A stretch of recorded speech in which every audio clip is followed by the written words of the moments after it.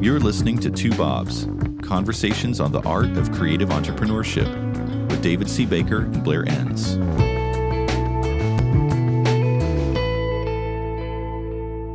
David, our topic today is managing high-growth firms. I think this is probably a very timely topic. We are recording at the end of March 2021.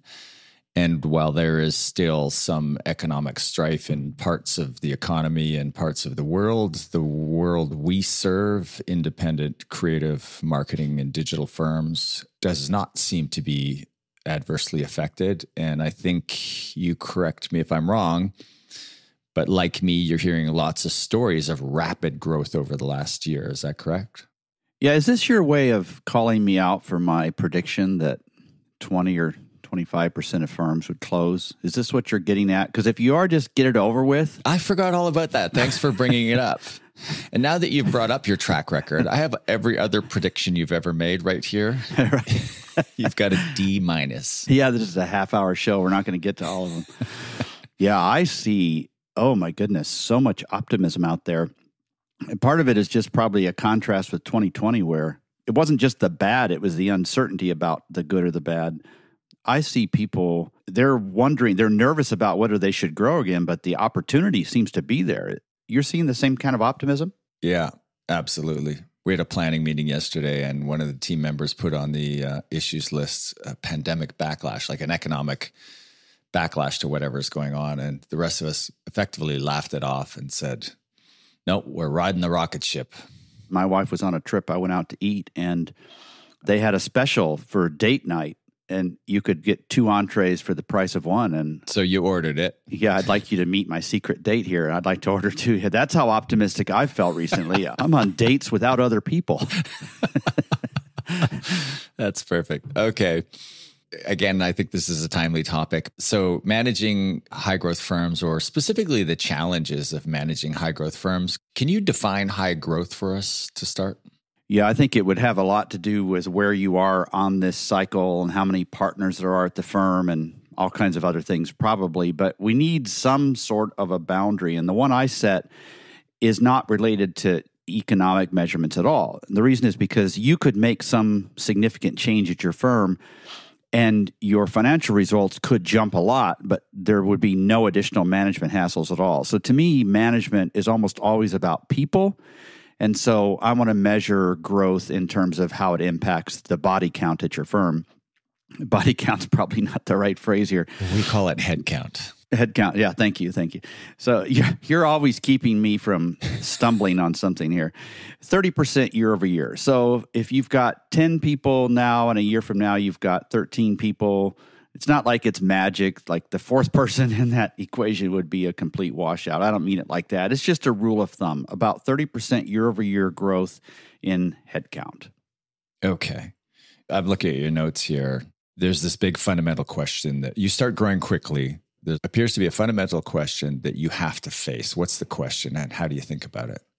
Yeah, the question, and this is what I wish people would ask, because growth means so many things, good and bad, but the biggest thing it means is how your role will change. Are you open to what growth requires of you, which means less doing and more managing up until a certain point, and then above that level, it's just all management all the time.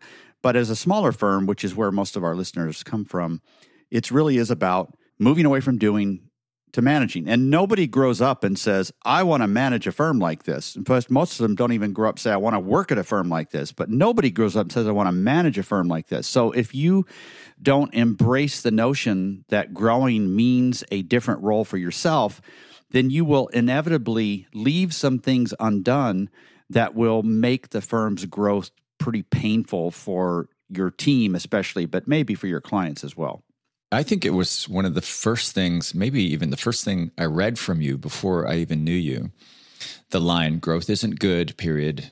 Growth isn't bad, period. And then I forget what the third one was, but it was back to this idea of accepting the fact that your role has to change. So if you're willing or desire for your role to change, then embrace growth. But the message is if you want to keep being that practitioner, if you want to keep doing the craft, then you only want to grow so much.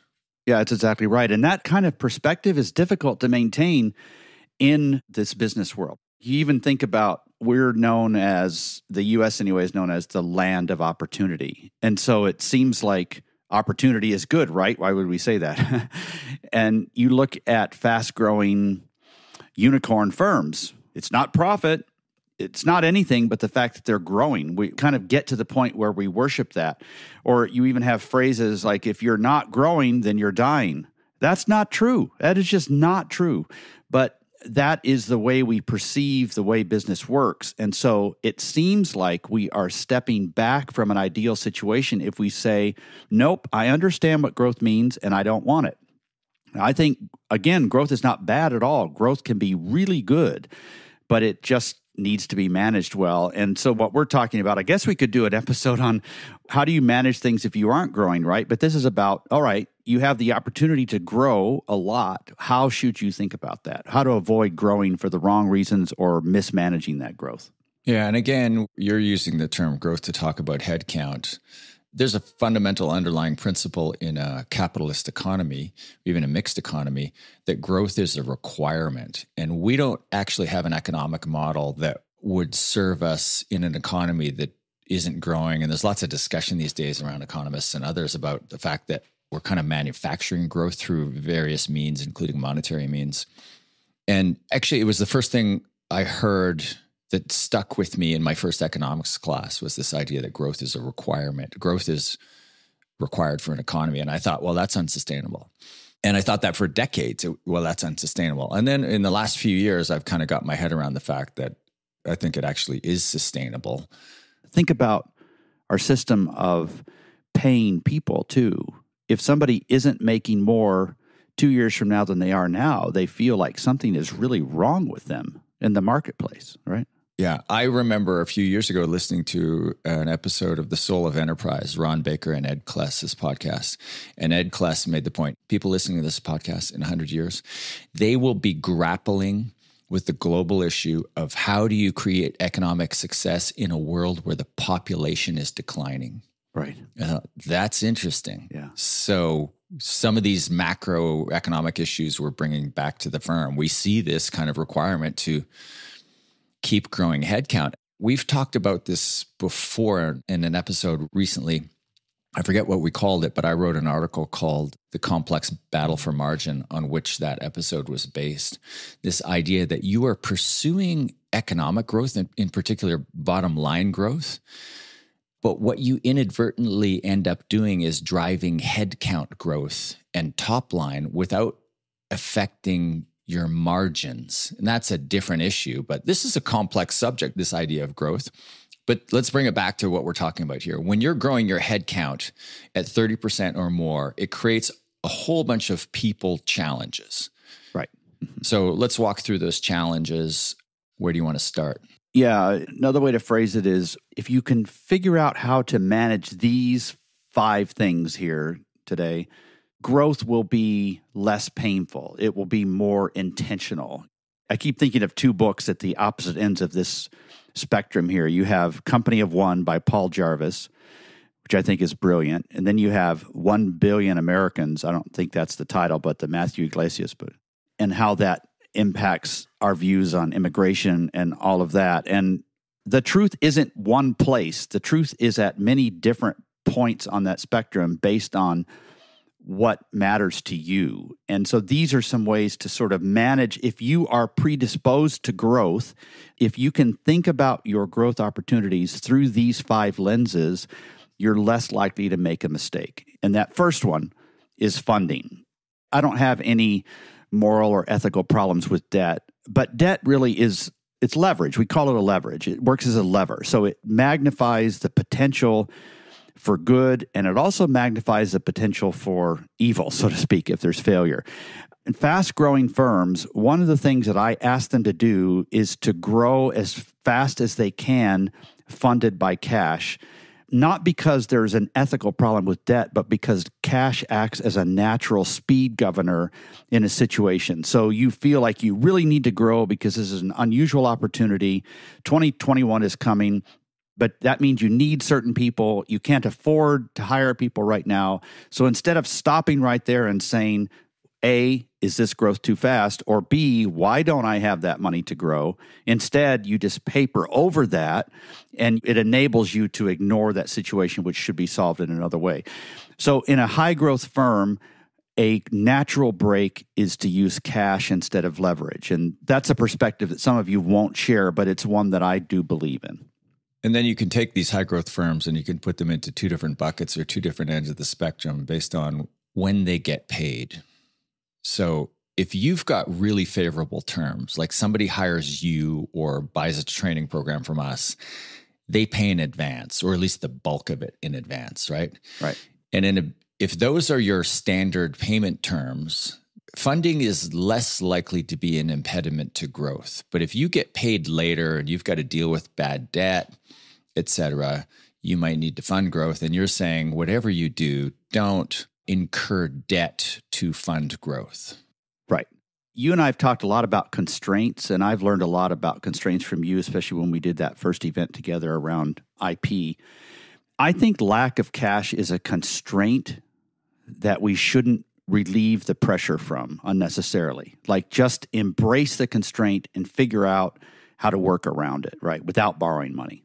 I was listening to Drew McClellan's podcast the other day, Building a Better Agency, and he made this offhand comment I'd never considered before, and I kind of thought of you. This is in your wheelhouse. He said you shouldn't have too much cash in the business, because you have too much cash in the business, you make lazy decisions, like you defer the difficult decisions around personnel, et cetera.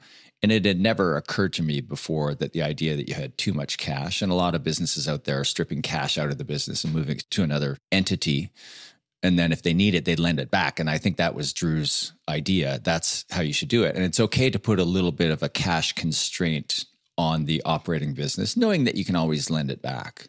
Yeah, I think that's very smart advice. Yeah, I think I've heard that from him in another context, and it really just resonated. All right. So challenge number one when it comes to managing high growth firms is funding. And again, we're defining high growth as an increase in headcount above 30% per year. There's this fundamental issue you have to address around growth. Do you want your role to change? If you're growing this fast, you are certainly moving into a management position and getting out of the doing business. We've got 5 challenges you're walking us through. The first one is funding, and the second one is loosened hiring standards. You're hiring so quickly, it's like any warm body will do. Is that the issue? Right. You drop from LinkedIn to Craigslist to hire people. We beat up people pretty freely when we see something we think ought to be different. But this is an area where I think our industry does a really good job in hiring people. I think in general, I see very few hiring mistakes. They know what questions to ask. They know what to expect of new people. They know how to involve others in the decision. It's really pretty good. So what happens in a situation where you're growing quickly, you need fresh bodies. And this system that you've perfected slowly over time, which might involve multiple interviews. If it's an account person, you have the client talk with them first. There might be different testing, background checks, whatever it is, and you just compress those a little bit. You loosen your hiring standards because you don't have the time to be thorough. And because of that, a bad hire slips through. This isn't nearly as big or catastrophic as messing up the funding thing, but I do see it happen. And inevitably, when you make a bad hire that needs to be reversed, it comes from loosened hiring standards. It's not that you don't know how to hire good people. You either know how or you don't. It's more about following those processes because you feel like you have the relaxed time, or you have 3 days to think about something instead of having to decide tomorrow on a candidate because something else is coming up. I have to share this with a friend of mine. She's the HR person for a tech company that's growing really, really fast, and she's in charge of increasing the body count or the head count. The CEO still insists on interviewing every hire. Wow. And she was quite frustrated with that because they can't keep up to the growth. So there's this dance. I'm thinking of the episode we did on tension. Some tensions need to be resolved.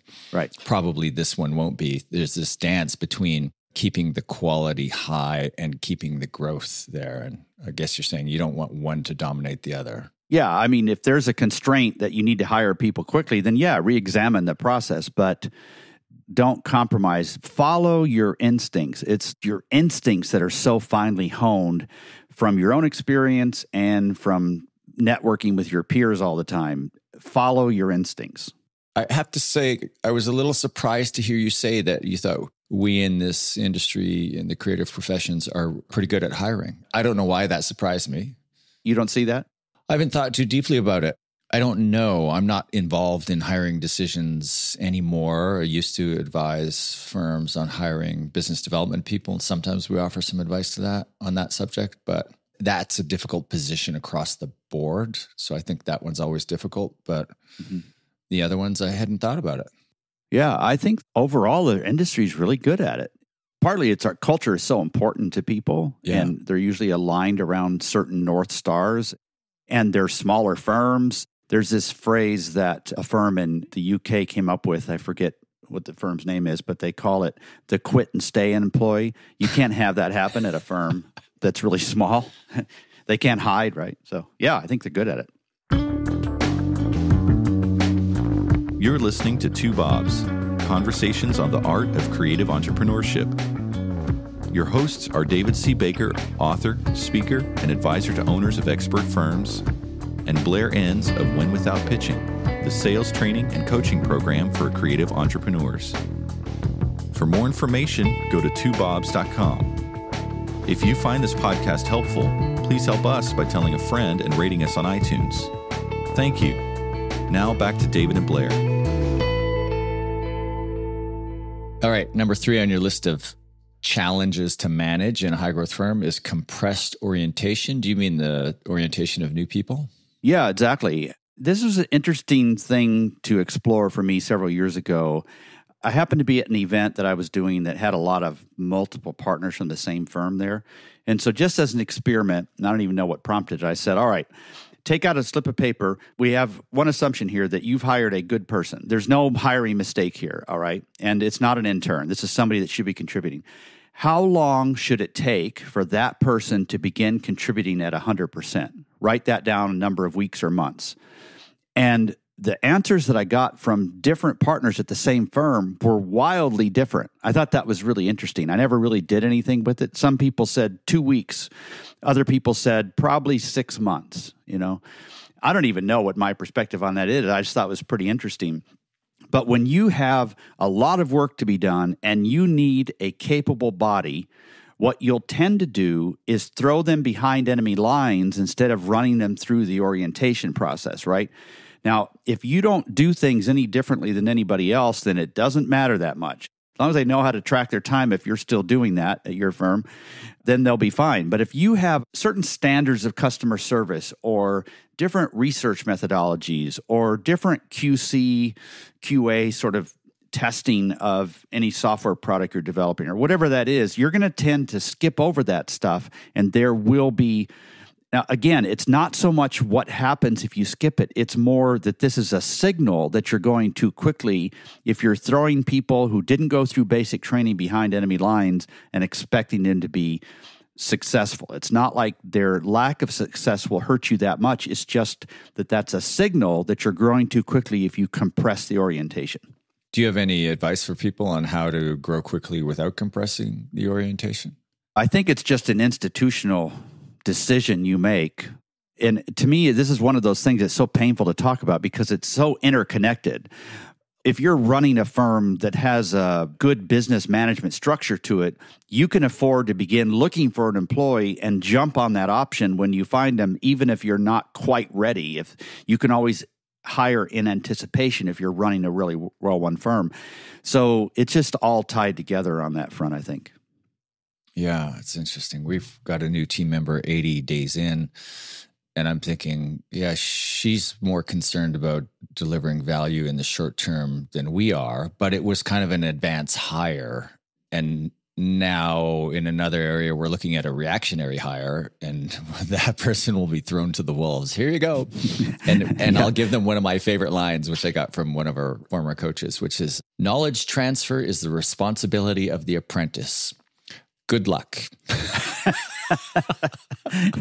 Here, you point the gun this way. All right. Now, and this is how you release your parachute. Pull on this cord, not this cord. All right. See you in a month. All right. Number 4 on your list of 5 challenges in managing a high growth firm is cultural assimilation. Man, that has got to be hard today. Oh, yeah. Right. Remote. Yeah. We have no idea yet what the long-term implications, good or bad, are of moving in this direction that we have. I'm excited to find out about it. And I think we'll probably adapt to whatever comes up. But this cultural assimilation thing, there's a certain rate at which a culture can attract the right people and repel the wrong people. And you can only ask so much of it's almost like an immune system, really. Your culture should should kick out the people who are going to cause a problem that you missed in the hiring process. And that's because people are constantly interacting with each other and they share this cohesive culture, this cohesive outlook. If a kidney senses poison, it's going to handle it in a certain way. But you overwhelm a kidney with poison, then it's going to fail, right? So this cultural assimilation thing, I haven't done any research on it. It's just something that I've seen over and over again. You have to give the culture the right amount of time to absorb people and to learn from them and also to have them learn from you. Every time your organization adds somebody, it changes. It changes in some way. And change cannot stick unless it's at a manageable pace.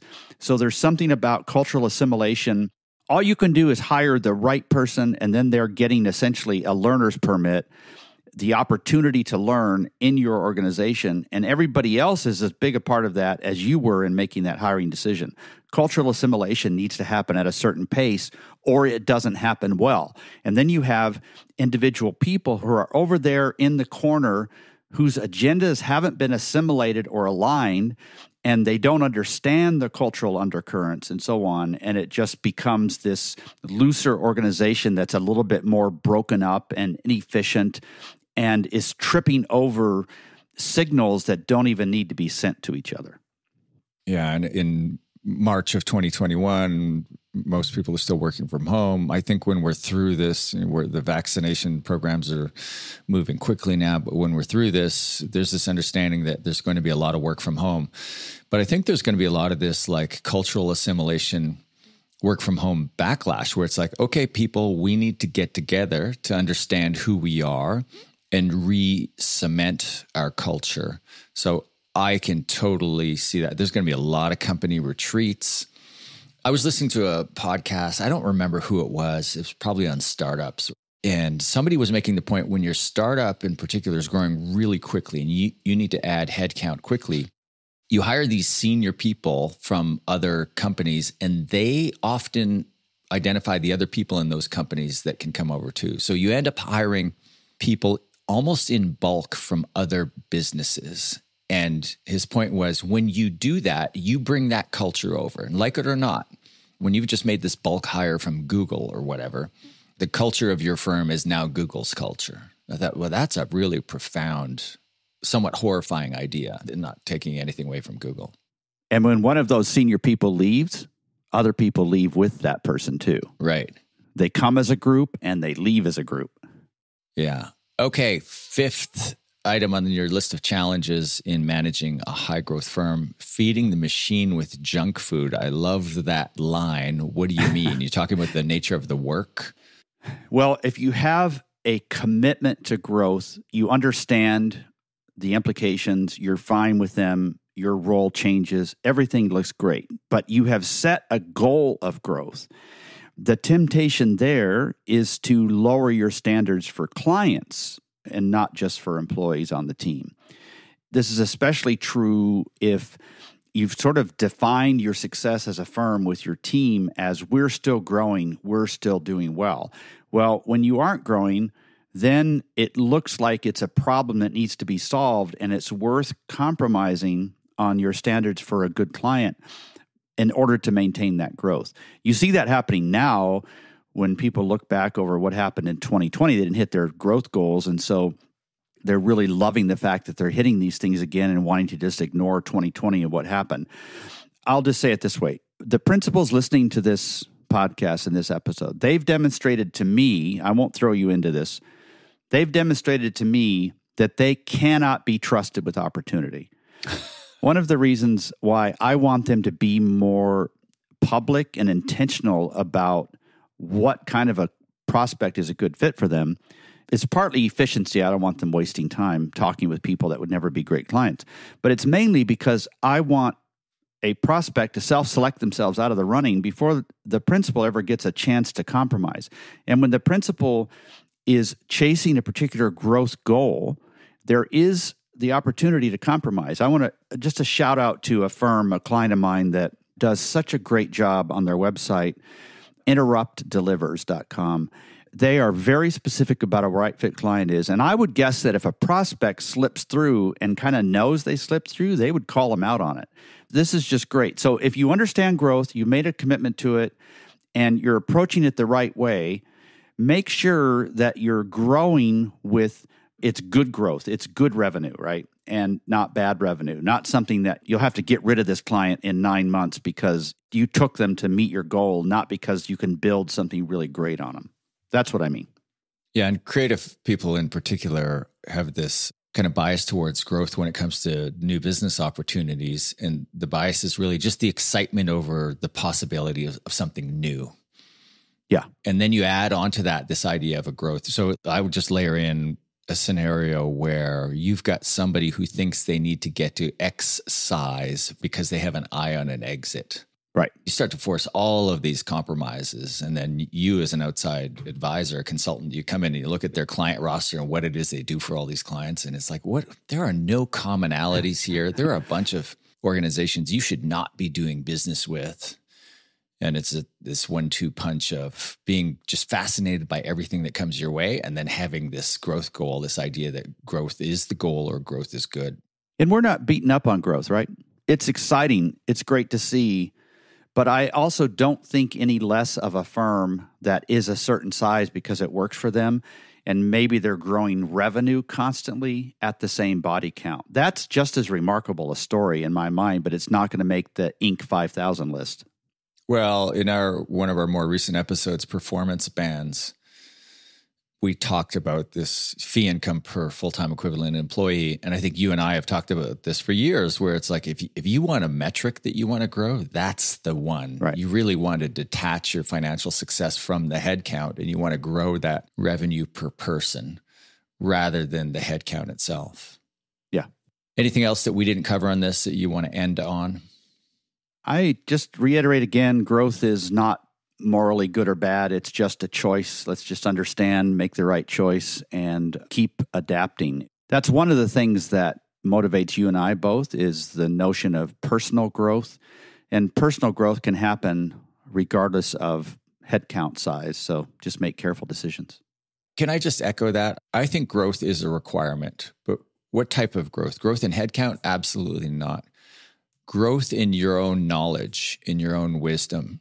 And that should be reflected by the amount of money that you put in your pocket. And it should have very little correlation to the body count or head count. Right. Body count for me, head count for you. Thanks for this, David. This is great. Thanks, Blair. Thank you for listening to Two Bobs with David C. Baker and Blair Enns. Subscribe and learn more at twobobs.com. That's the number 2, BOBS.com.